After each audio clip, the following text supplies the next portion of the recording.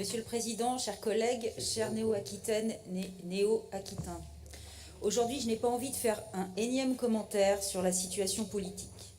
Je veux parler des habitantes et habitants de notre région et de sujets majeurs que nous leur devons de mettre dans nos débats.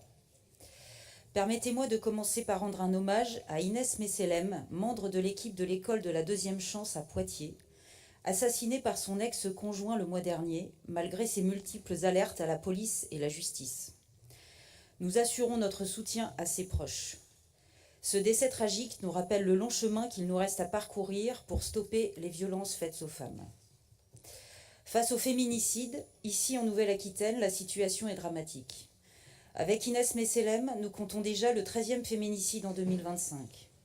Nous devons avancer malgré tout, face à un État qui ne tient pas ses promesses depuis 2017 et la grande cause pour l'égalité femmes-hommes. Les moyens ont toujours été insuffisants.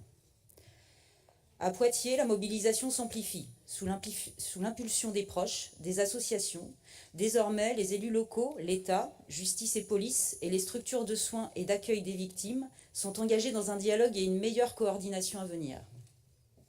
C'est aussi notre devoir, même si notre collectivité est déjà active sur ce sujet, que de soutenir plus encore les structures d'accompagnement pour éviter de nouveaux drames et trouver des solutions, et tel est le sens de notre question orale.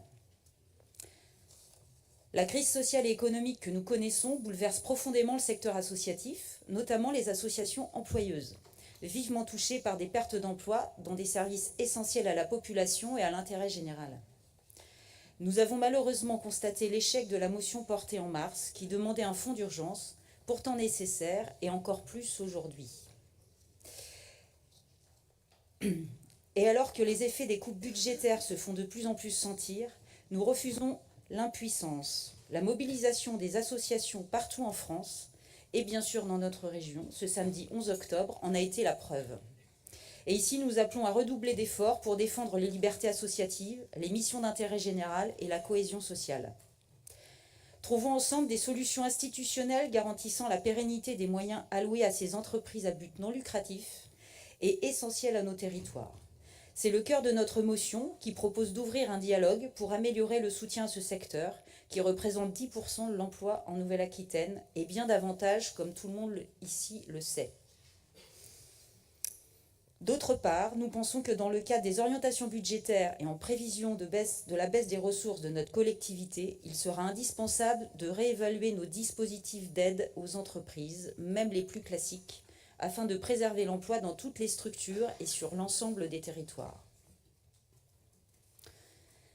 Par ailleurs, notre engagement constant en faveur de la santé des citoyens, des agriculteurs et de la préservation des milieux naturels nous conduit à porter au sein de cet hémicycle la demande d'une convention citoyenne nationale sur la transition agricole, portée au niveau de l'État. Cette convention citoyenne pourrait amener des solutions indispensables pour progresser vers une sortie maîtrisée des pesticides, avec un impact réel sur les pratiques agricoles et la santé dans nos territoires. En période de crise institutionnelle, cette démarche citoyenne prend tout son sens. Là encore, c'est une initiative qui émane du terrain, principalement d'un collectif de médecins et de parents d'enfants victimes de cancer, dans des zones surnommées clusters de cancer pédiatrique, un terme terrible qu'ils ne pensaient jamais utiliser de leur vie. Ils souhaitent la transition de l'agriculture vers moins de chimie et surtout vers moins de toxiques. Ce combat nécessite une cohérence forte entre les politiques publiques européennes, nationales et régionales. Nous avons par ailleurs des exemples de victoires locales, telles que les décisions du tribunal administratif sur les méga-bassines dans les Deux-Sèvres. La semaine passée, le préfet de la Vienne a annoncé renoncer aux 41 projets de méga-bassines, mais privilégie les plus petites réserves, qui restent réservées à une minorité d'agriculteurs avec des ressources limitées. L'État adopte d'ailleurs une posture ambivalente, voire peu fiable, dans tous ces dossiers. Nous appelons simplement à ce que le projet territorial de gestion de l'eau en préparation dans le bassin du Clain respecte pleinement l'intérêt général, les études scientifiques, hydrologie, milieu, usage, climat notamment, ainsi que la loi sur l'eau. Nous ferons également une proposition pour optimiser les offres de transport sur les collectivités n'ayant pas pris la compétence transport, avec l'impact des recettes du versement mobilité.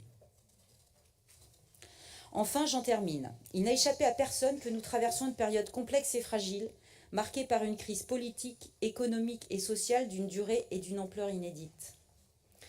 Les tensions internationales perdurent malgré une note d'espoir avec l'accord de cessez-le-feu à Gaza et la libération d'otages et de prisonniers, après 2 ans d'une guerre effroyable dans le territoire palestinien.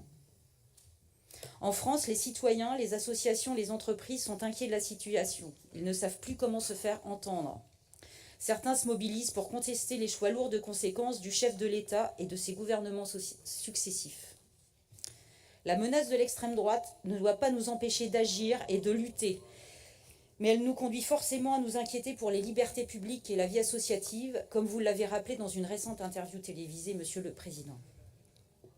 C'est précisément dans ce contexte troublé que nous devons rester les haut-parleurs des citoyennes et des citoyens, des entreprises, des associations, ainsi que des acteurs locaux et régionaux.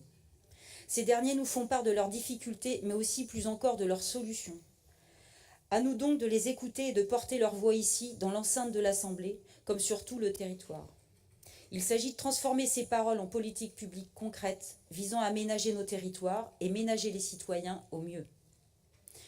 Nous avons besoin d'innovation démocratique pour restaurer la confiance en la politique.